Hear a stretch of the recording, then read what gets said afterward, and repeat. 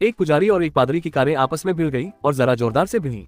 दोनों ही कारें बुरी तरह से टूट फूट गई, परंतु उतने ही आश्चर्यजनक रूप से न तो पुजारी और न पादरी को कोई खास चोटें आई। जब वे दोनों अपनी अपनी कारों से बाहर निकले तो पुजारी ने पादरी के लिबास को देखा और कहा, तो तुम पादरी हो? वाह, मैं भी पुजारी हूँ। हमारी कारें कैसी टूट फूट गई हैं, परंतु सौभाग्य से हमें कोई खास चोटें नहीं पहुंची। ये ईश्वर की बड़ी कृपा है और उसका ये संदेश हम दोनों के लिए है कि हम आपस में दोस्त बन जाएं और बाकी की जिंदगी प्यार और शांति से दोस्त के रूप में साथ साथ गुजारें। पादरी ने कहा, हाँ, मैं तुम्हारी बातों से पूरी तरह सहमत हूँ। ये तो ईश्वरीय इच्छा ही प्रतीत होती है। पादरी ने आगे कहा, और जरा इसे देखो, एक और चमत्कार। मेरी कार पूरी तरह से बर्बाद हो गई है, परंतु ये ब्लैक लेबल विस्की की बोतल पूरी तरह ठीक ठाक है। इसमें एक खरोंच भी नहीं आई है। अवश्य ही ईश्वर चाहता है कि हम अपनी इस नई दोस्ती का जश्न विस्की पीकर मनाएं। फिर उसने बोतल खोली और पुजारी की ओर बढ़ाए। पुजारी ने हाथ जोड़ लिए और कहा, राम राम, मैंने जिंदगी में कभी भी शाकाहार और दूध घी के अलावा कुछ नहीं खाया पिया।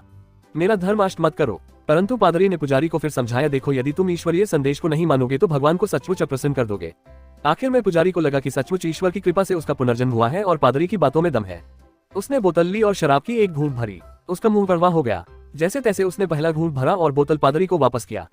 पादरी ने कहा, देखो, तुमने चून की पहला घूंट भरा है, इसलिए अब तुम इस बोतल का आधा हिस्सा प्रसाद के रूप में प्राप्त करो।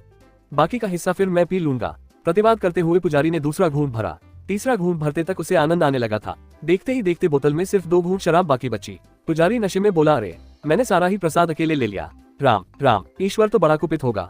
ये 2 घूंट बचा है, इस प्रसाद को तो तुम भी अवश्य लो। पादरी ने बोतल पुजारी के हाथों से ली और उसका ढक्कन बंद करते हुए बोला, हाँ, अभी लेता हूँ प्रसाद, जरा पुलिस को तो आ जाने दो।